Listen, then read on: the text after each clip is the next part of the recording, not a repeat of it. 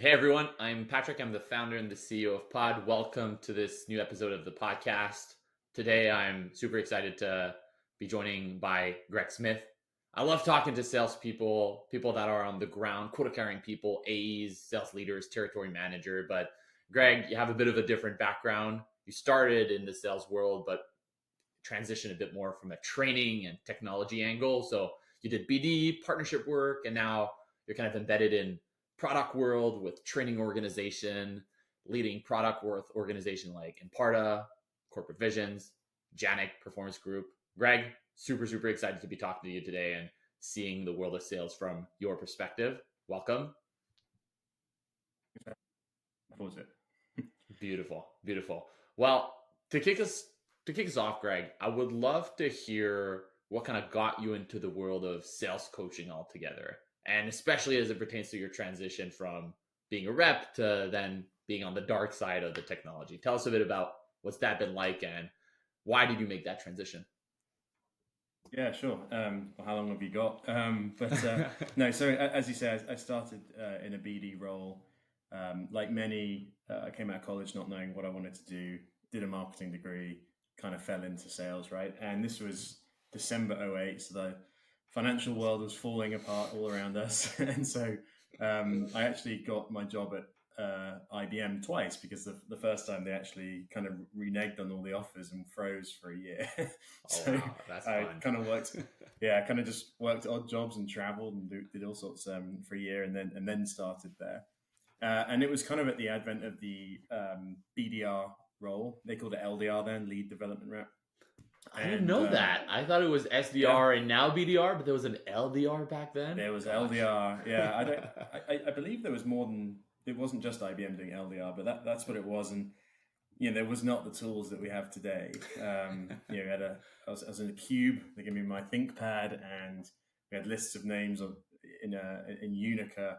God knows where they came from. The contacts were Not outdated. verified by anyone at any point. No, there was zero intelligence behind it. And 75 calls a day, whatever. On my, it was a Call Master 4, this big thing. It was like like the mobile phones, which were huge. Yeah, the This big was like ones with the antenna. equivalent of that. Yeah, you could really hammer it.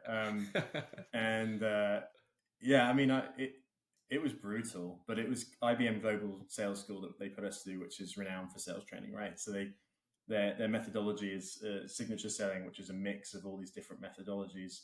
So it was my first taste of like formal sales training. Yeah. A lot of it was sort of spin and BANT and that kind of entry level classics. Yeah, exactly. Which I found interesting. Yeah, I mean, I did very well. I was rep of the year for our group. It was one of these university hires, so there was sort of 17 of us, I think.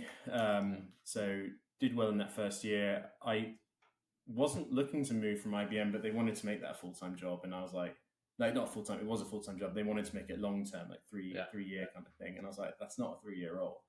And I got poached by a tiny tech company in the UK. I mean, it was an irrational move looking back, but I became a partner manager there. It's my favorite sales role. I love partnerships. That's awesome. So I represented them in America, and their ideal partner was sales training companies. So we partnered with them to build their tech.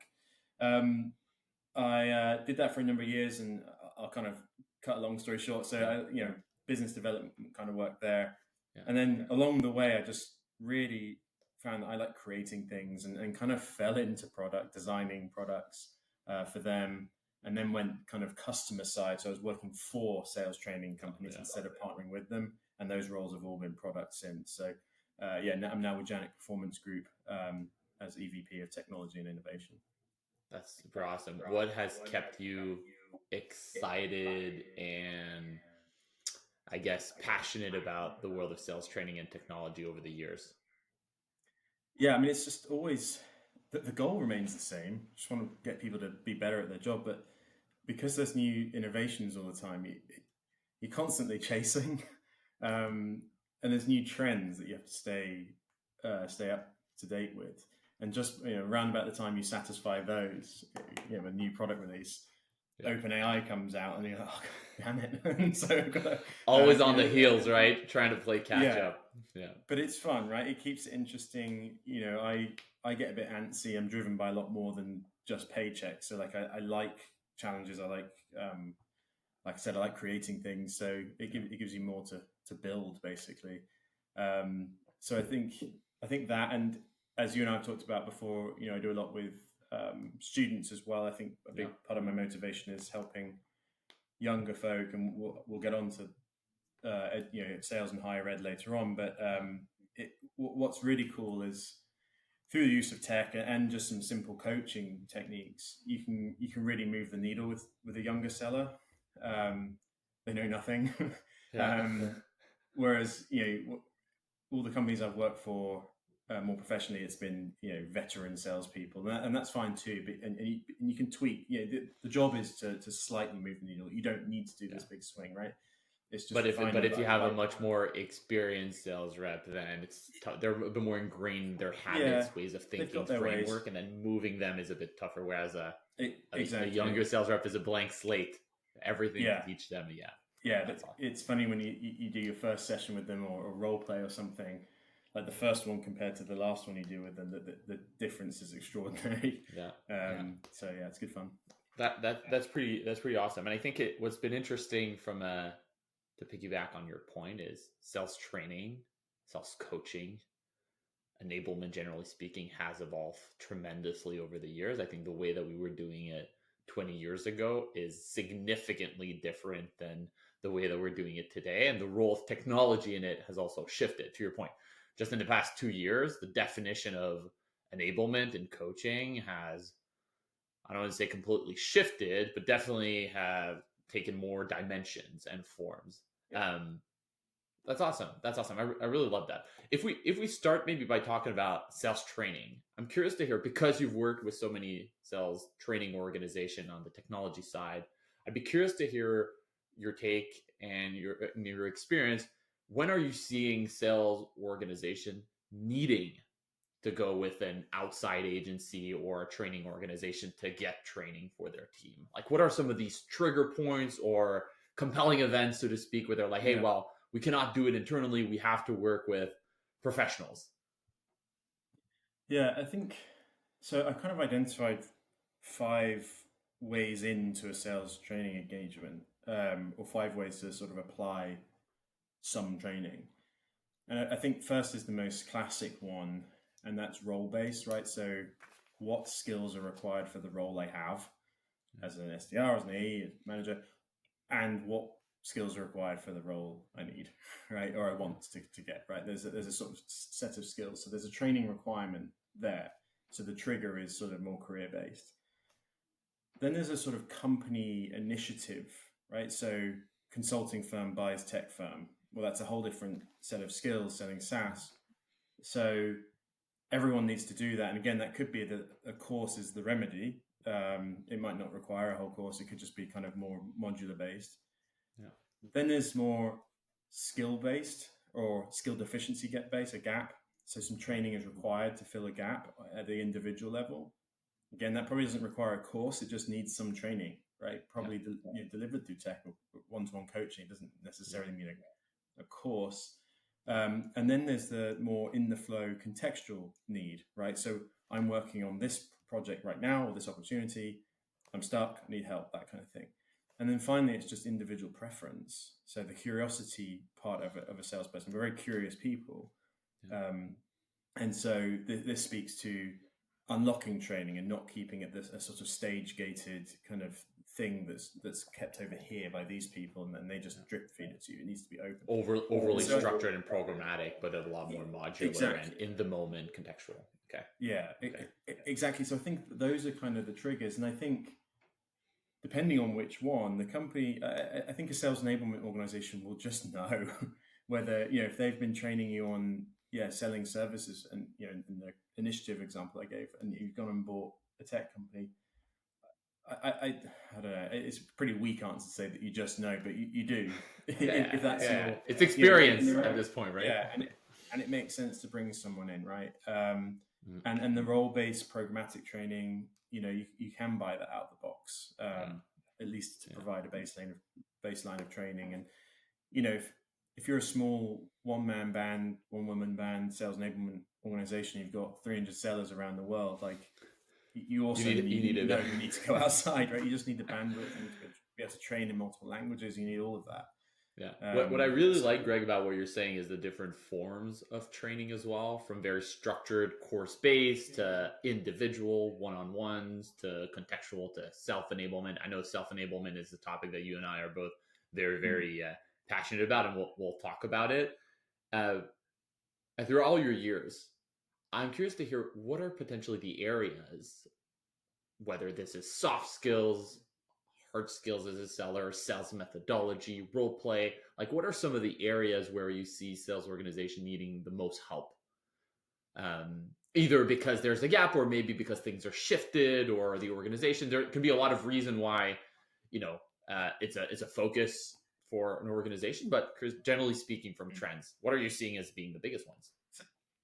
So I think there's a trend to go back to basics in some ways with just sales skills. I think they've been neglected, and I think the tech world is actually ironically to blame, because we saw, I mentioned my time at IBM. This was pre-sales tech, really.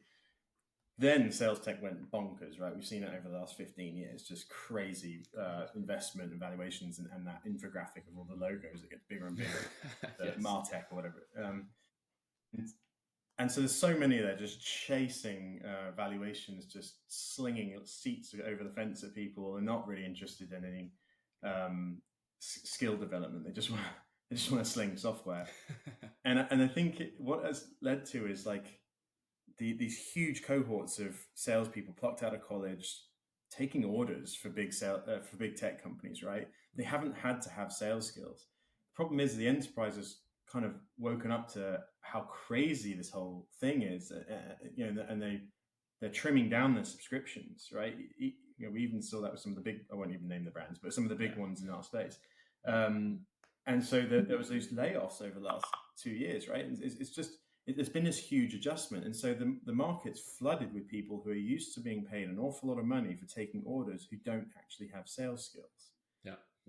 They kind of fit into this mold of, and there are a lot of big tech companies that are known for that, but like you get in and they'll groom you to be the perfect, blank sales rep. Well, yeah, exactly. Yeah, and so I think because of that, we've got this issue where there's way more quota than there is market, and so more than ever, win rate matters at even if the other ones like deal size, pipeline velocity, all those kind of things. I think those ones are secondary. I think it's win rate. You've just got to get in there now, and then expand. Right, land and expand is more important than ever.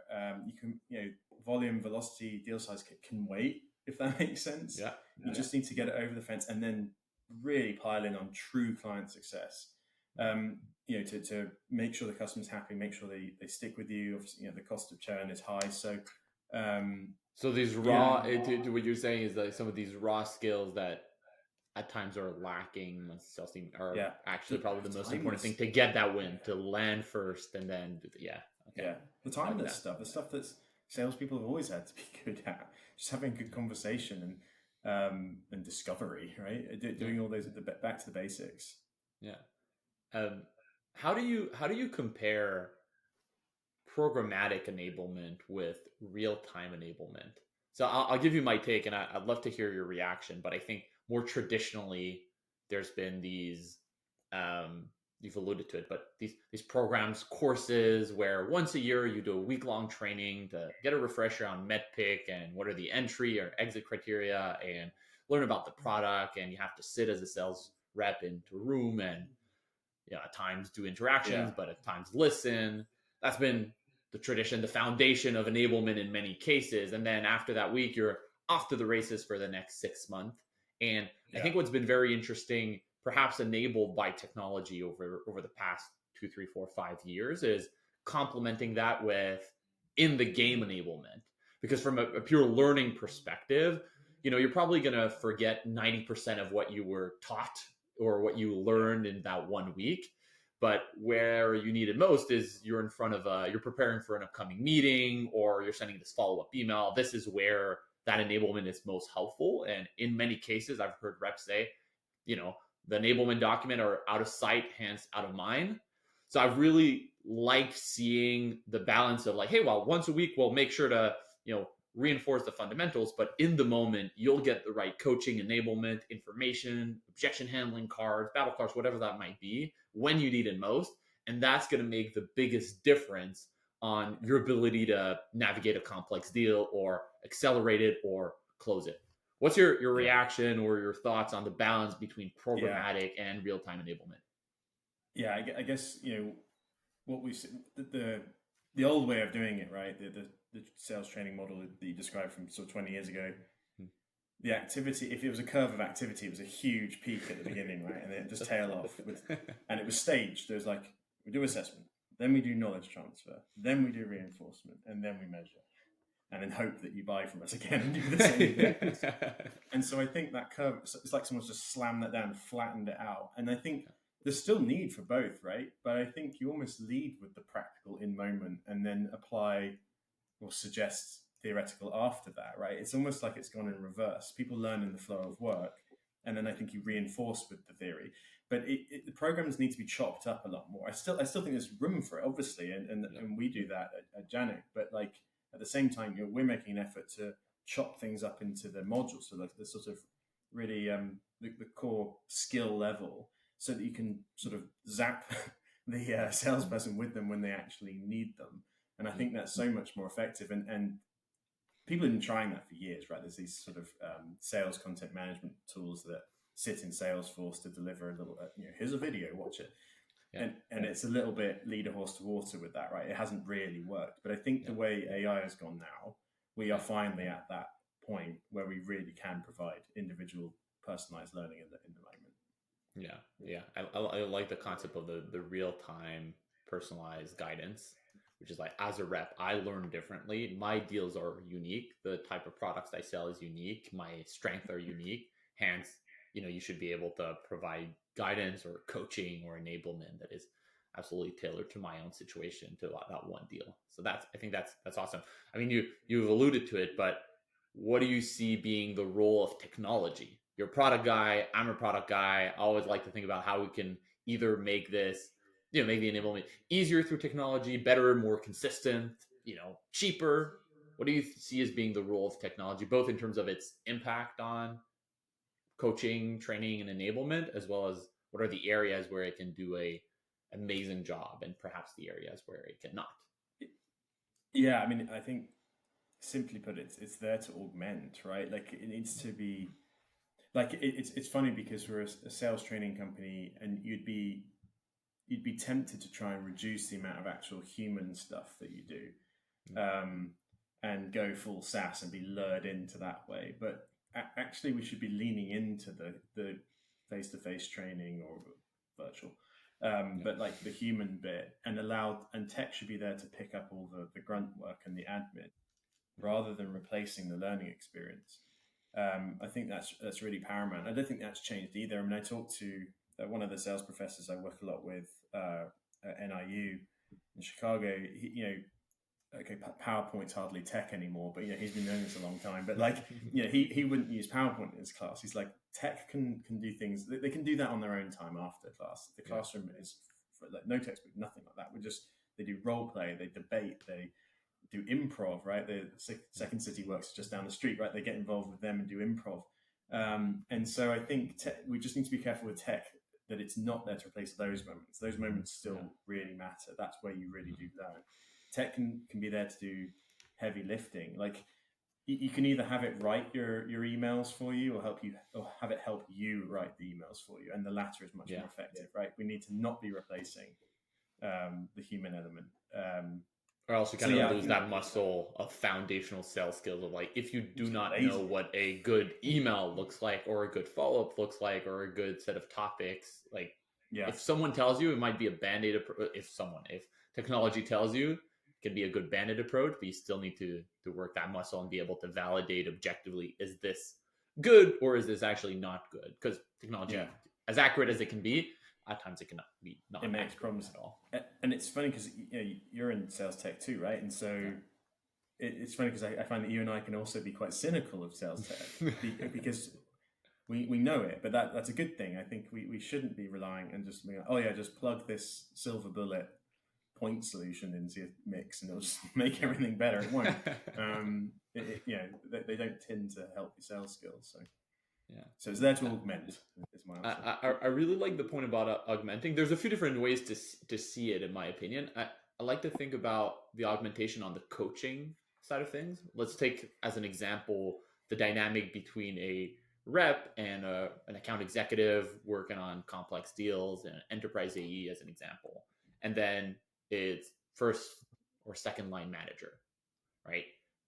That's typically in the day-to-day or on a weekly basis where a lot of the coaching should happen, right? You have a weekly one-on-one, it's a pipeline review, and something I typically like to say is these pipeline reviews are not what they should be. There should be coaching opportunities. Today they are, grilling opportunities because you don't have access to the information. You go in there as a manager, you're like, what's this? What's that? Do you have a next step? When is the next meeting? What's going on? Are they happy? Et cetera, et cetera. And poof, 30-minute is gone.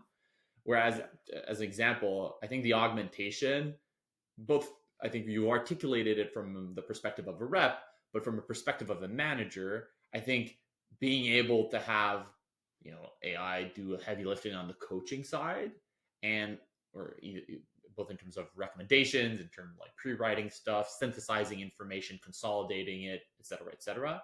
It allows for managers to use that time and that space for actual coaching to help a rep think through perhaps the recommendation of the AI coach or analyze it or come up with an action plan. And I've seen some of the best sales leaders with or without technology create that space, whether it's office hours where they just talk about deal strategy or outside of these pipeline reviews, or they basically just cut pipeline reviews. How do you think about technology from the coaching angle? As opposed to just automation and removing mundane tasks, which is great, don't get me wrong, but there's a big part of sales which is not about just the admin work, but is about understanding an ambiguous, dynamic with a prospect and a buying committee and navigating that buying committee. How do you think about AI on the coaching side?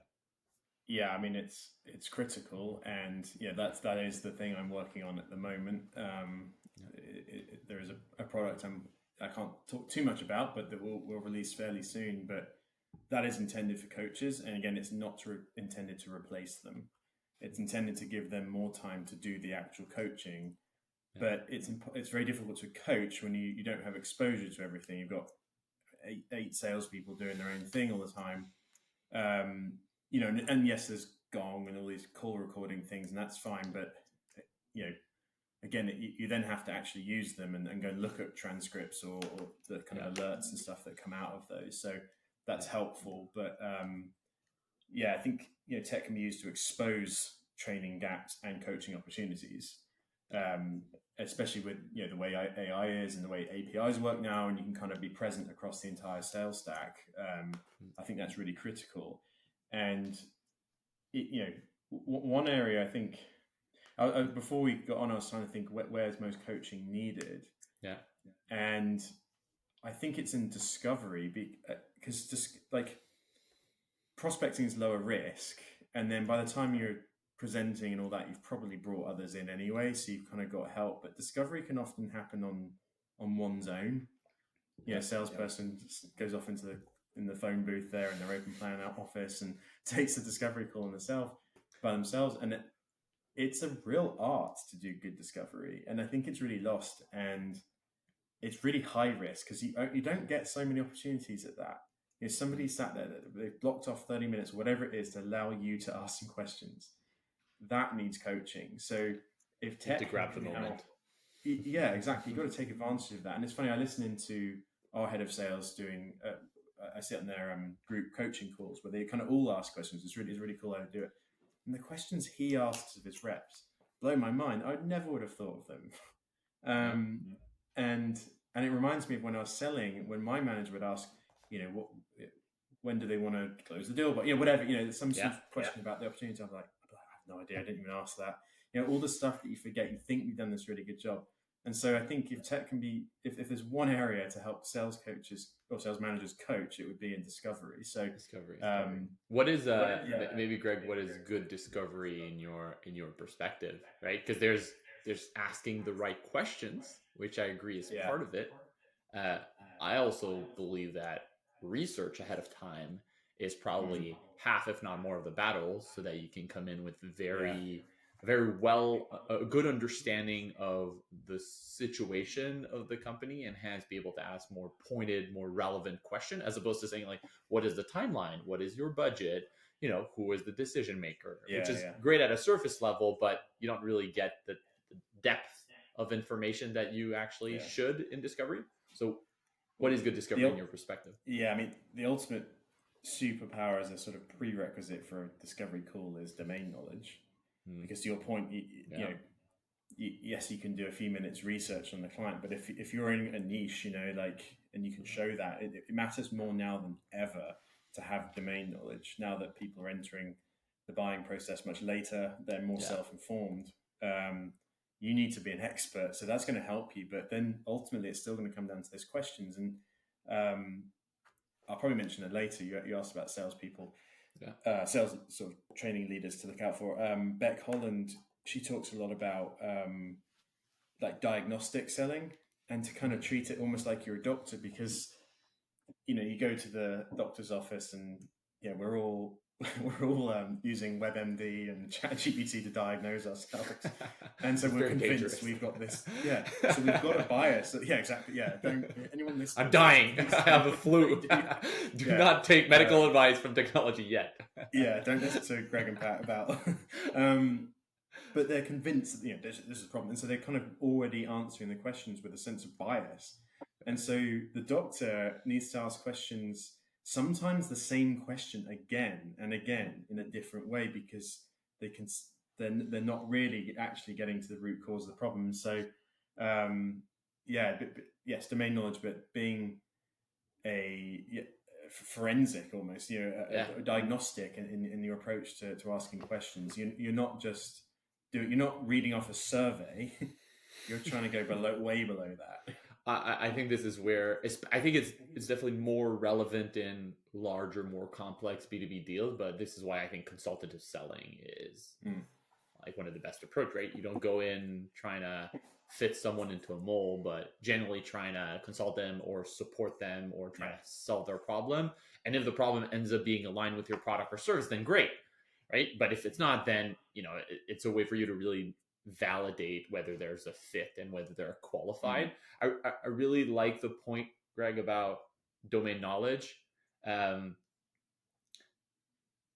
of me thinks that domain knowledge comes through time, right? You have to have experience, have 5, 10, 20 years on the job. That's the only way to build domain knowledge. But going full circle, going back to your point about the raw sales skills, I don't think we necessarily teach or reinforce enough curiosity. Caring and curiosity goes such a long way in sales, in my perspective, because if you're just curious, like you'll read about it. I met a sales rep 2 weeks ago. She was in a new industry. She's like, I have 25 Google alerts. I'm subscribed to 10 different newsletter on this one topic, and I'm just immersing myself into this space, into this problem. And curiosity is not something I think you can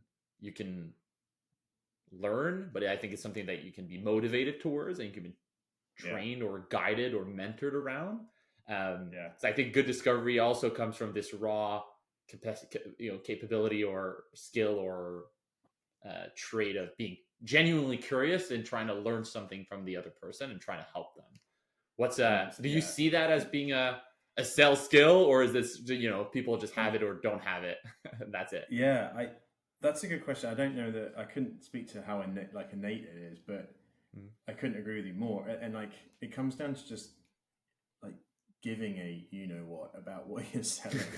I think that's equally important because curiosity will be driven by purpose, I think. And so like if you kind of get what you're selling, it really helps. And I had a sales job for a tech company. I didn't mention it in my kind of career path. where it was a real masterclass in SaaS company. I mean, I'm really glad I was there, but I just didn't care. I didn't really like the owners, and I was like, I can't believe I'm doing this to sort of help you out and make you rich. But then when I was doing independent work last year, and it was so I was reaching out to my world of sales training leaders and stuff. My first attempt response rate must have been about 70%, maybe higher. Which is the best prospecting campaign of my life because I was selling me and I was like, I care about that. I need to pay my mortgage. And so it comes through, which is also why you shouldn't be using AI to do your outreach, I think. I mean, what a different. Yeah, we could go on a tangent here, Greg, if you want. I'll hit the brakes on that. But like when it's coming through you, and you know what I mean? Like, I could confidence comes with that too. So like I would confidently prospect to the CEO of a massive company, and it would work. Because do you know what I mean? And not like some big name or anything, but they might know me or they see LinkedIn connections. It's like obvious I'm not just some whatever. And that does come with years of experience because you build your network organically and in a real way. So. Do you think that part of maybe it's a hot take, but throw yourself back between 2018 and perhaps 2022, where it was kind of like golden age for salespeople. You could basically sell pretty much anything to anyone. People made fortune in the sales space. Do you think that that period in the past 10 years has kind of skewed people not care as much and be very like more money driven to some extent? Be like, I'll join any company that I think I can make a buttload of money on, and then just try to sell and not really care or be passionate about what I'm selling. And do you agree with that? I'm not sure I even agree myself, but do you see things like flipping the other way around as well now? No, I do, but I don't think there's been change. I think that's always been the case. I think there was in like the 80s, especially over here in London, this kind of just boom of getting deals done, right? They call them the factory millionaires. ABC, and, always be closing. Yeah, exactly. And that's all that matters. And I think that's kind of come back. And I think there are just a lot of coin-operated SaaS salespeople, and there's not necessarily anything wrong with that. Yeah. But I don't think it's a long-term thing, because if you lose the ethos and the purpose and stop learning and stop being curious about what you sell, then you're just not going to succeed in the long run. So it's yet to be seen whether that will prevail or not. Okay. Let's shift gears a little bit. We alluded to it a bit earlier. Sales education, the place of sales in higher education, college. I'm sure you have a lot of hot takes on it. Maybe to start us off, like, what do you think sales is not taught in college today? Well, I think it's not taught some because there's still an elitism and a stigma, surprisingly, around that. I would have thought that was all done with. But there are universities that turn their nose up at that, even though they have like they offer a marketing degree and there might be a sales class as part of it. But it's changing, and it's amazing how many people are still surprised by that. But there's a few hundred universities in the States where you can do a degree in sales. And there's some over here. There's one in South America I can think of. A couple of dotted around the world. It's definitely a US lean, but there's loads of them, and they're awesome. And like, why wouldn't you do it? It's actually practical. It's much more useful than like my marketing degree, and in many ways, they can offer better sales training than we can in the professional world because they've got a captive audience for 4 years. So you can do a lot in that time. And some of these programs, like they've got kids that feel old. They have students out there like selling as part of their program. So they might be doing like sponsorships, like dinner banquets, or to sell suites in their football stadium. This is in the South. I'm thinking of one school in particular, big stadium, and they sell like their suites and stuff like that. And they track it in Salesforce, and they've got quotas. And I'm like, oh my God, like, firstly, that's pushing the legal boundaries of sort of free. Yeah, exactly. Like child labor. I'm not going to name them, but it's like the real thing. It's a real play. And they get really involved with local businesses who come in and do it, offer internships and apprenticeships and stuff like that. And so there's just such an amazing opportunity there. And it blows my mind there's not more schools. And I know there's more that want to, but they might have one marketing professor who really wants to do it. They're having trouble selling it to the dean. They're short on budget. They're short on time. They don't actually know what the curriculum should look like. And they just need more resources. So, it's a shame, but it's growing and it will keep growing.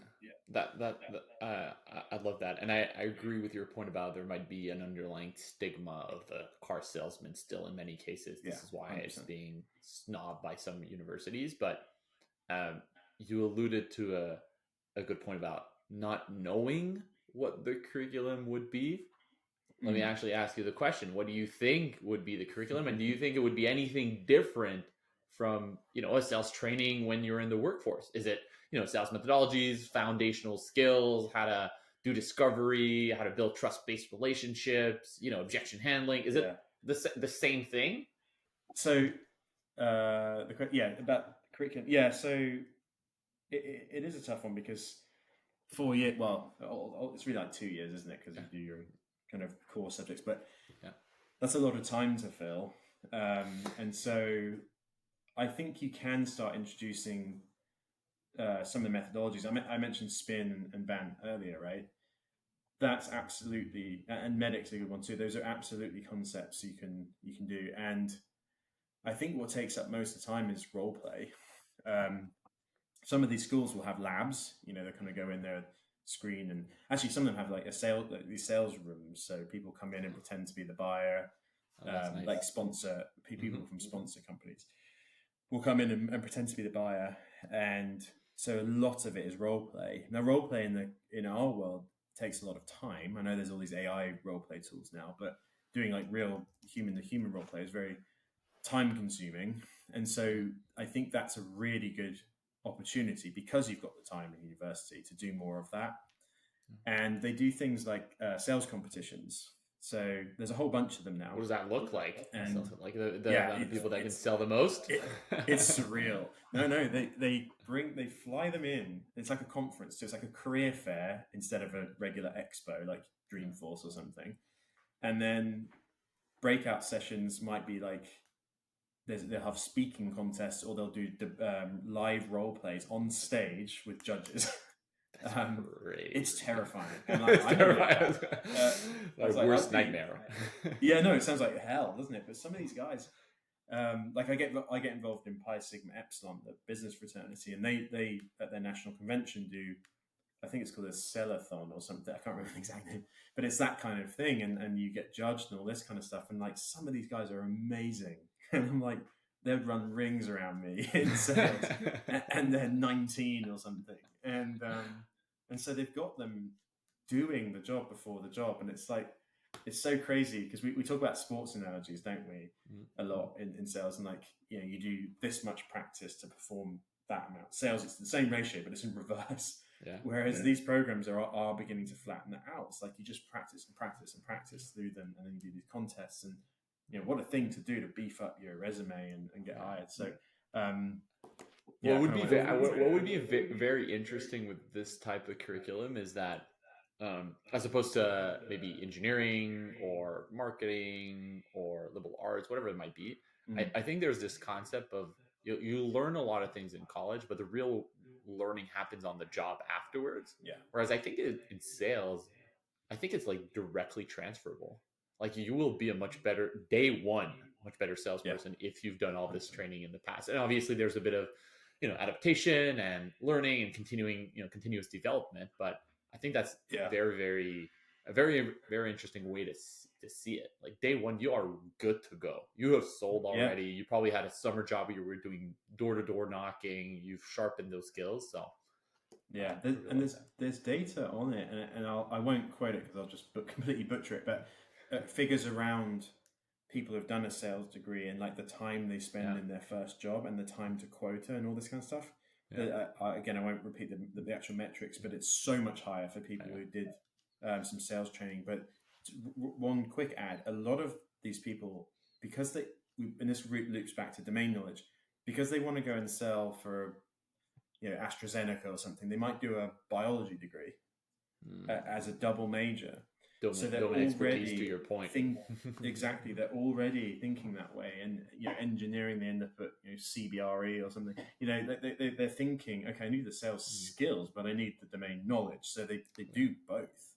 Yeah. And to any companies listening to this, like, why on earth would you not get involved with a sales program in the university space? Like, it's so much cheaper than what you're doing today to find talent.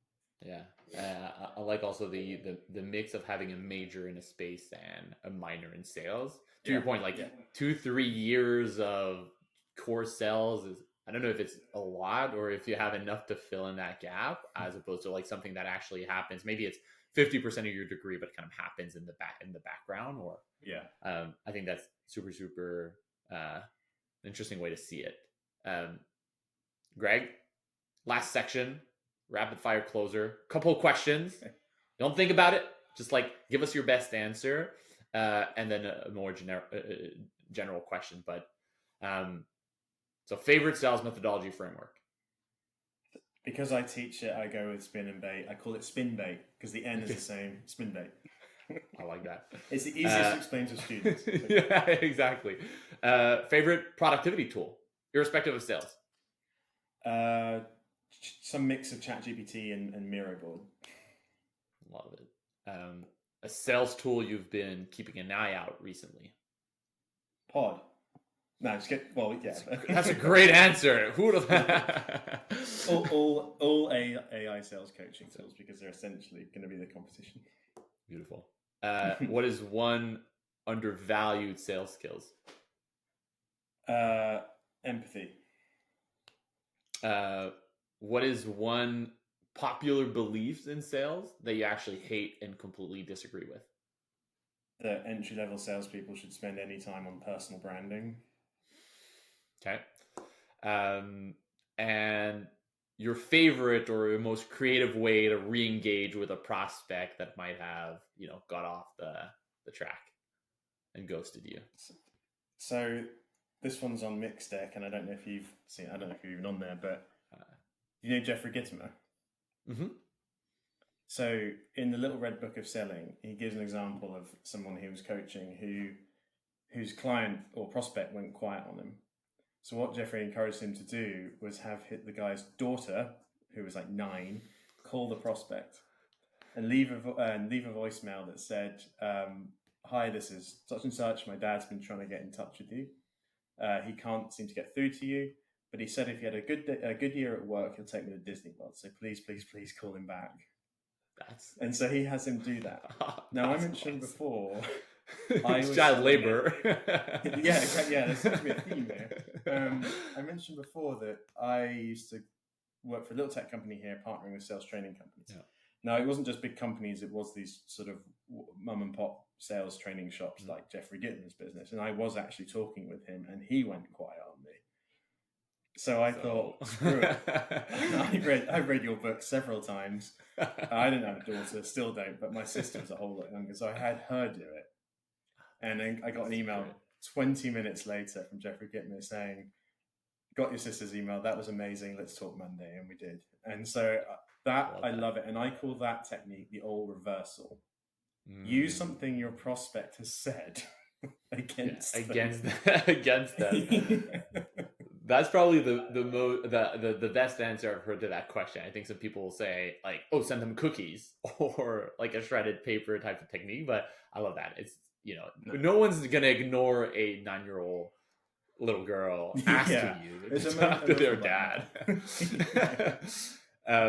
Greg, thank you so much for your time. This was super fun. I really love your take from a technology perspective to sales training to the very core foundational skills to be built by salespeople. So I really like this very nuanced perspective on it. That tends to be very honest, it's refreshing compared to what you hear some, career CROs out there or even AEs. I think it's a very good balanced perspective on things. I really, really appreciate you giving us your time, sharing your candid thoughts. Maybe as a closing thought, where can people find you or follow you? I know you're very active on LinkedIn. You're doing amazing things with Mixed Deck. Tell us a bit more about where we can find you. Well, yeah, my LinkedIn, obviously, with a name like Greg Smith, I'm quite hard to find. Greg Smith, number 27. Exactly, yeah. At IBM, there were 20 other Greg Smiths. So you can find me on LinkedIn. Go through Patrick. Selfenablement.com is actually my website. I'm going to completely overhaul it. I was using it for product consulting work I was doing. I've got another project on the go, which Patrick, you were kind of part of. And I will be using that website for it, but you can find me there, and there's contact information on that as well. And then mixdeck.io is my it's like Spotify for sales training, and that's my site too, but it's not really about me. But beautiful. Yeah. Well, thank you. More than happy to have been on here. It's been fun. Awesome. Well, I appreciate again your time, and thank you everyone for joining us. Again, I'm Patrick. I'm the founder and CEO of Pod, and keep an eye out for coming episodes with amazing folks like Greg.